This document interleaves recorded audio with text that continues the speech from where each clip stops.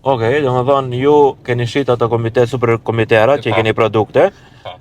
të cilat e dyrojnë nxehtësinë e kapsullës. Po, ata në kryesisht janë përdorur një herë për nxehtësinë e kapsullës.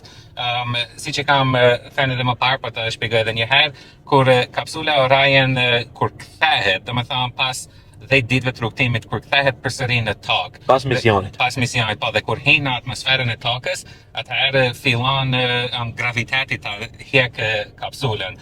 Dhe për shkak se ajo është shumë lart dhe vetë se hen me një shpejtësi të madhe, graviteti dhe atmosfera e tokës e përshpejton edhe më shumë dhe ajo mund të arrijë përafërsisht një shpejtësi deri më 15.000 km/h. Dhe kjo kuptohet se kur hen ashtu me atë shpejtësi, është shumë e nxehtë. Nga fërkimi bëhet nxehtësia. Bëhet nxehtësia, bëhet.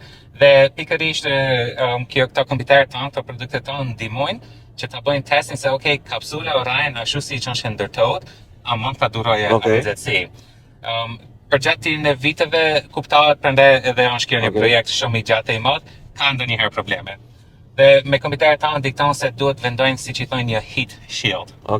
Mbrojtje Një të nxehtësisë. Po, e vendosën atë mbrojtjen dhe sipas asaj, pas edhe testeve tjera se i kanë bërë, vërteton se mund ta përballojnë nxehtësinë.